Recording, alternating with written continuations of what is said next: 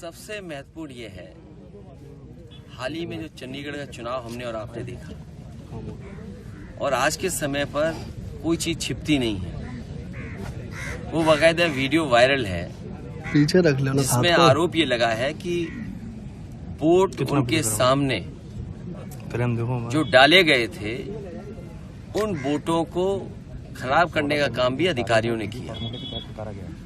हमने आपने उत्तर प्रदेश का चुनाव देखा था, किस तरीके से बेईमानी भारतीय जनता पार्टी ने की। और अगर बेईमानी इस स्तर पर होगी तो लोकतंत्र कहाँ सुरक्षित है।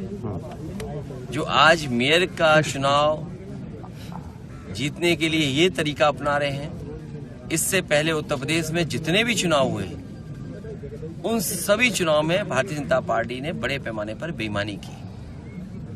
2022 का चुनाव जनता ने समाजवादियों को जिताया था, लेकिन बेईमानी करके परिणाम उन्होंने अपने पक्ष में कर लिया। इसलिए हमारा आपके माध्यम से जनता से अपील है कि लोकतंत्र बचाने का चुनाव 2024 का है। बाबा साहब भीमराव अम्बेडकर जी ने जो संविधान दिया, संविधान बचाने का चुनाव है। अपना और आने वाली पीढ़ी के भविष्य को बचाने का चुनाव है।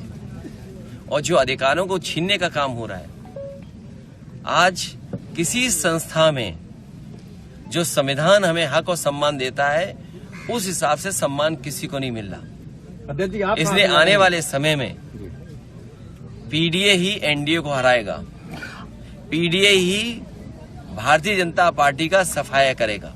सबसे महत्वपूर्ण ये है, हाल ही में जो चंडीगढ़ का चुनाव हमने और आपने देखा, और आज के समय पर कोई चीज छिपती नहीं है।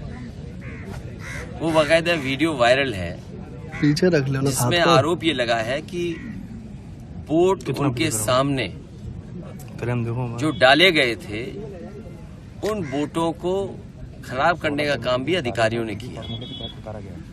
हमने आपने उत्तर प्रदेश का चुनाव देखा था, किस तरीके से बेईमानी भारतीय जनता पार्टी ने की। और अगर बेईमानी इस स्तर पर होगी तो लोकतंत्र कहाँ सुरक्षित है। जो आज मेयर का चुनाव जीतने के लिए ये तरीका अपना रहे हैं, इससे पहले उत्तर प्रदेश में जितने भी चुनाव हुए, उन सभी चुनाव में भारतीय जनता पार्टी ने बड़े पैमाने पर बेईमानी की। 2022 का चुनाव जनता ने समाजवादियों को जिताया था, लेकिन बेईमानी करके परिणाम उन्होंने अपने पक्ष में कर लिया। इसलिए हमारा आपके माध्यम से जनता से अपील है कि लोकतंत्र बचाने का चुनाव 2024 का है। बाबा साहब भीमराव अम्बेडकर जी ने जो संविधान दिया, संविधान बचाने का चुनाव है। अपना और आने वाली पीढ़ी के भविष्य को बचाने का चुनाव है। और जो अधिकारों को छीनने का काम हो रहा है, आज किसी संस्था में जो संविधान हमें हक और सम्मान देता है, उस हिसाब से सम्मान किसी को नहीं मिल रहा। इसलिए आने वाले समय में पीडीए ही एनडीए को हराएगा, पीडीए ही भारतीय जनता पार्टी का सफाया करेगा।